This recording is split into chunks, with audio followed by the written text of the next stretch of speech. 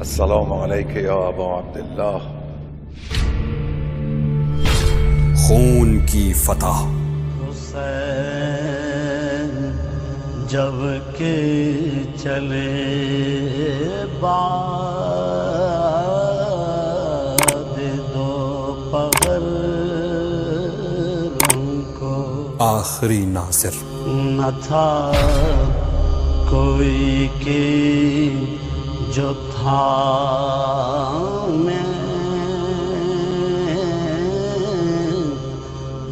روز عاشوراء ظہر کے وقت اور کربلا کے صحرا کا غم انگیز لیکن ایثار و قربانی سے لبریز منظر۔ شمر ملعون پیادہ لشکر کے ہمراہ امام علیہ السلام کے نزدیک پہنچا۔ امام حسین علیہ السلام نے ان پر حملہ کیا اور ان کو اپنے سے دور بھگا دیا، لیکن ان ملعونوں نے پھر سے حملہ کیا اور آپ علیہ السلام کو گھیرے میں لے لیا۔ عبداللہ ابن حسن جو کہ کمسن تھے، اس منظر کو دیکھ کر خواتین کے خیمے سے دوڑتے ہوئے باہر آئے اور امام حسین کی حفاظت کے لیے سینہ سپر ہو گئے۔ زینب کبریٰ سلام اللہ علیہا اس کمسن بچے کو واپس لے جانے کے لیے تیزی سے باہر تشریف لائیں۔ یہ دیکھ کر امام حسین علیہ السلام نے فرمایا، اے بہن اسے روک لو، لیکن اس کمسن بچے نے سختی سے واپس جانے سے منع کر دیا اور کہا، واپس نہیں جاؤں گا، خدا کی قسم میں اپنے امو کے پاس سے جدا نہیں ہوں گا۔ حرامیوں کے لشکر میں سے ایک حرامی نے امام حسین علیہ السلام پر شمشیر اٹھانے کا ارادہ کیا تو اس کمسن بچے نے اسے مخاطب کرتے ہوئے کہا، اے بدکار عورت کے فرزند،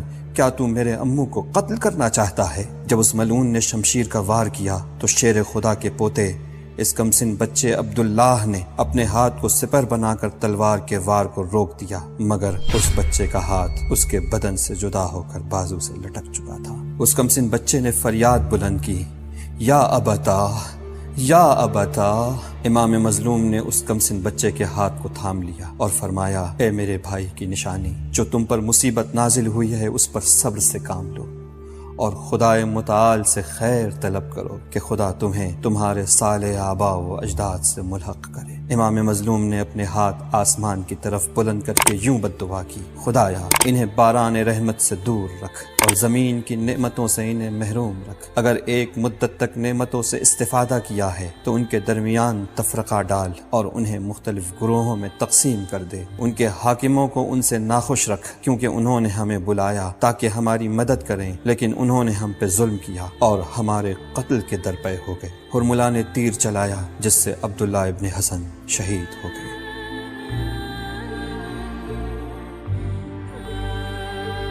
یہ چیز بے سابقہ اور بے مثال تھی کہ دین کی تبلیغ کی راہ میں اور حقیقت کو بیان کرنے کے لیے پیغمبر خدا اپنے عزیزوں، اپنے فرزندوں، اپنی دختر اور امیر المومنین علیہ السلام جو کہ پیغمبر خدا کے بھائی اور جانشین تھے، ان ذوات مقدسہ کا ہاتھ تھامیں اور انہیں عین میدان میں لے آئیں۔ مباہلے کے دن کا استثنائی ہونا انہی معنوں میں تھا، یعنی یہ اقدام اس چیز کا مظہر تھا کہ حقیقت بیان کرنا، حقیقت پہنچانا کتنا اہم ہے۔ ان ذوات مقدسہ کو اس دعوے کے ساتھ میدان میں لے کر آتے ہیں کہ فرماتے ہیں، آؤ مباہلہ کریں، جو بھی حق پر ہوگا باقی رہ جائے گا اور جو بھی حق کے خلاف ہوگا یعنی باطل پر ہوگا الہی عذاب کا شکار ہو کر نابود ہو جائے گا۔ یہی صورتحال ماہ محرم میں عملی شکل میں پیش آئی ہے، یعنی امام حسین علیہ السلام نے بھی حقیقت بیان کرنے کے لیے، پوری تاریخ پر چھائے گرد و غبار کو دور کرنے کے لیے اپنے عزیز و اقربا کو اپنے ساتھ لیتے ہیں اور عین میدان میں لے آتے ہیں۔ امام حسین علیہ السلام